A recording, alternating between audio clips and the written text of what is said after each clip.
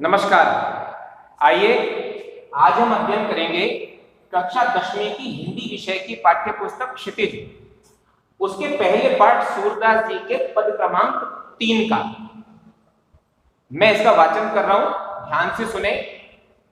संदेशनी मधुबन कूप भरे, अपने तो पठवत नहीं मोहन, हमरे फिरी न फिरे। जिते पथिक पठे मधुबन को, बहुरी न शोध करे। केवे श्याम सिखाई प्रमोगे, के कहूं बीच मरे। कागज गरे मेघ मसी खूंटी, सर दब लागी जरे। और सेवक सूर लिखन को आंधो, पलक कपाट अरे। आइए इसके शब्दार्थ देखते हैं। पहला शब्द है मधुबन। मधुबन शब्द का अर्थ है मथुरा, मथुरा नगरी के लिए आए। दूसरा शब्द है कूप। कूप का अर्थ है कुएं। जिते, जिते शब्द का आशय है जितने। प्रमोगे, प्रमोगे शब्द का अर्थ है वश में करना। कागज, कागज शब्द का अर्थ है कागज।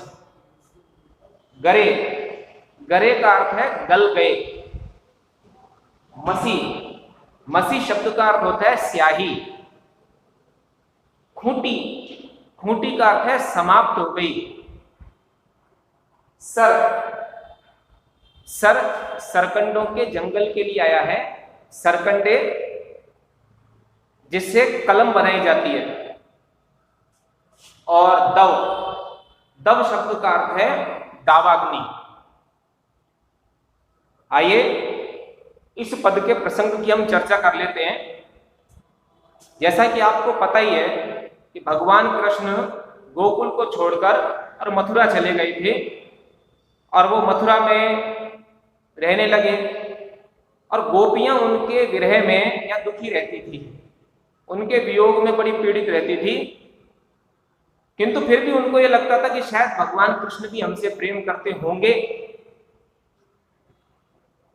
किंतु जब भगवान कृष्ण का कोई संदेश गोपियों के पास नहीं आया, और गोपियों ने भी अनेक प्रेम अपने संदेश वो संदेश वाहकों के माध्यम से भगवान कृष्ण तक भिजवाए, किंतु भगवान कृष्ण ने उनका कोई उत्तर नहीं दिया। तब इसी बात की पीड़ा, इसी बात का दुख गोपियों को हुआ कि भगवान स्वयं तो अपने संदेश नहीं भेजते, किंतु यदि हम भी उनको संदेश भेजते हैं तो वो उसका भी उत्तर नहीं देते। इसलिए वही पीड़ा यहां इसमें अभिव्यक्त हुई है।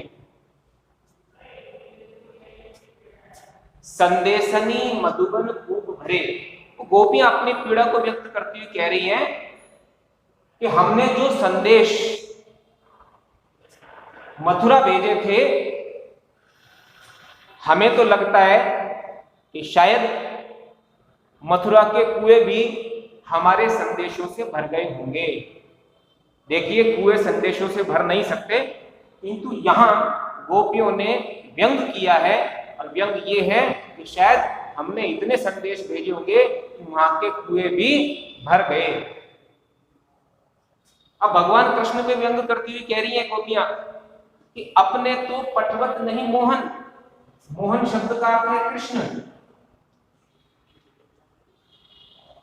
अपने तो स्वयं के संदेश तो वो भेजते नहीं है। पठवत यानी भेजना, वो स्वयं के संदेश तो भेज नहीं रहे, पहल करके संदेश नहीं दे रहे। और हमने जो उनको संदेश भेजे, हमारे द्वारा भेजे गए जो संदेश है, फिर न फिरे, और उनका भी कोई प्रत्युत्तर भगवान कृष्ण की तरफ से नहीं आया।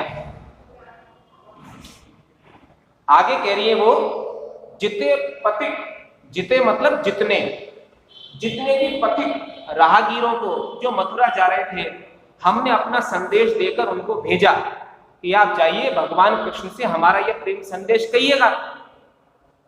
किंतु जितने संदेश वाहक, जितने पथिक हमने भगवान कृष्ण के पास पठे, भेजे, मधुबन अर्थात मथुरा को।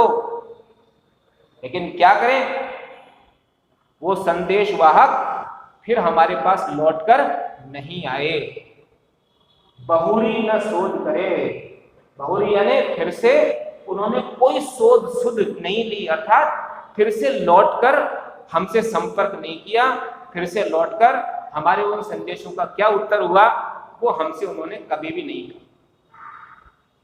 अब गोपियां कह रही है, अब इसका तो एक ही कारण मान सकते हम के का मतलब है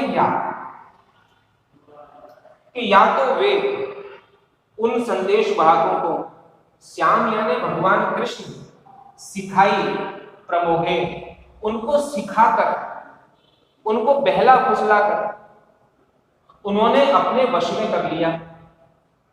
हमने जो संदेश वाहक भगवान कृष्ण के पास भेजे थे, भगवान कृष्ण ने या तो उनको सिखा पढ़ाकर अपने वश में कर लिया, बहला फुसलाकर अपने वश में कर लिया, या ऐसा भी हो सकता है कि वो लौट रहे होंगे और कहीं बीच में ही कोई दुर्घटना का शिकार हो गए होंगे, मृत्यु को प्राप्त हो गए होंगे, इसलिए वो हम तक वापस आ ही नहीं सके, वो कोई उत्तर हमको दे नहीं सके।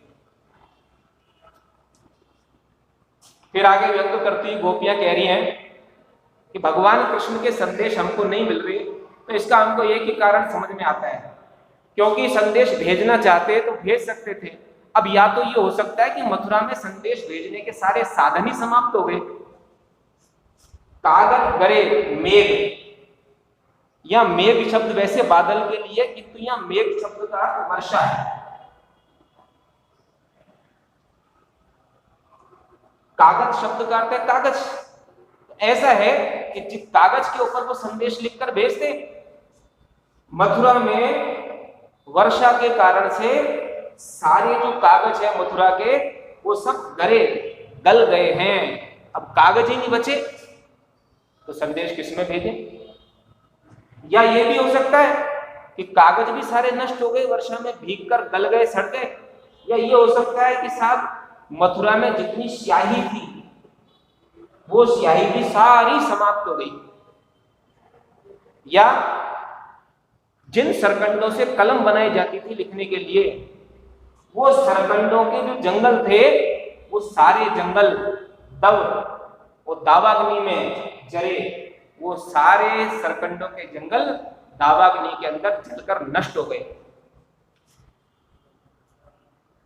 ऐसे हुआ तो नहीं होगा, ये संभव नहीं है, किंतु ये व्यंग है गोपियों का, क्योंकि सारे साधन होते हुए भी भगवान कृष्ण यदि हमको संदेश नहीं भेज रहे, तो हमको तो यही कारण समझ में आता है कि शायद वहां संदेश भेजने के सारे साधन ही खत्म हो गए होंगे।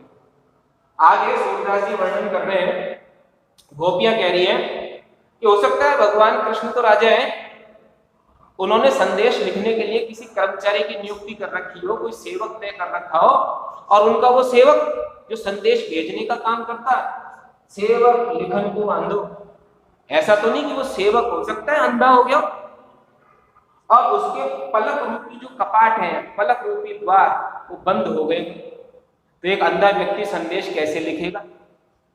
तो या तो ये संदेश लिखने की सारी सामग्री समाप्त हो गई, और यदि ये है तो संदेश भेजने के लिए जिस व्यक्ति को नियुक्त कर रखा था भगवान कृष्ण ने, वो व्यक्ति अंधा हो गया होगा, उसके पलक रूपी कपाट बंद हो गए होंगे, तो वो हमको संदेश कैसे भेजेगा? इसमें भी गोपियों ने व्यंग किया है, उन्होंने व्यंग ये किया है कि ऐसी कोई भी स्थिति नहीं है, ये सिर्फ भगवान कृष्ण की उपेक्षा का भाव है हमारे प्रति, क्योंकि यदि वो संदेश भेजना चाहते तो वो संदेश भेज सकते थे, ये सारी चीजें, लेकिन उन्होंने हमारी ओर से दृष्टि फेर रखी है, उन्हें हमारे सुख दुख का कोई एहसास नहीं, वो निर्मोही है, निष्ठुर है, इसलिए उन्होंने अपना कोई संदेश हमको नहीं भेजा। तो यहां गोपियों की वियोग जनित पीड़ा, आक्रोश, उनका रोष और साथ ही साथ उनका व्यंग भगवान कृष्ण के ऊपर, ये हमको दिखाई देता है। तो आइए हम इसकी कुछ काव्यगत विशेषताओं को भी देखते हैं यदि हम भाव पक्ष की विशेषता लें काव्यगत के अंतर्गत, तो हम ये देखेंगे कि इसमें गोपियों ने जब उनको संदेश नहीं मिले तो उसके फलस्वरूप उनके मन में जो रोष है, जो पीड़ा है, जो व्यंग, तो यहां उसके दर्शन हमको होते हैं। साथ ही साथ गोपियों की व्यंग कला के दर्शन भी हमको यहां होते हैं। इसके साथ यदि हम काव्य पक्ष के अंतर्गत यदि भाषा की बात करें तो हम ये देखेंगे कि इसकी भाषा ब्रज भाषा है, और ये ब्रज भाषा साहित्यिक और प्रांजल है। भाषा सरल, भावानुकूल और प्रवाहमयी है। साथ ही यदि अलंकारों की दृष्टि से देखें तो संदेशनी मधुबन कूप भरे, ऐसा संभव नहीं है। ये अतिशयोक्ति अलंकार है इस पंक्ति के अंदर। और के वे श्याम सिखाई प्रमोगे के कहूं बीच मरे, यहां गोपियों को संदेह है तो या तो ये परिस्थिति बनी होगी या ये परिस्थिति बनी होगी। यहां संदेह अलंकार है और अनुप्रास अलंकार का सौंदर्य हमको स्थान स्थान पर दिखाई दे रहा है। इसलिए हम ये कह सकते हैं यहां अनुप्रास, यहां संदेह और अतिशयोक्ति अलंकार का बड़ा सुंदर वर्णन सूरदास जी ने किया है। यदि छंद की दृष्टि से देखें तो पद छंद है और शैली व्यंग्य शैली है और भावात्मक शैली हमको यहां पर दिखाई दे रही है। धन्यवाद।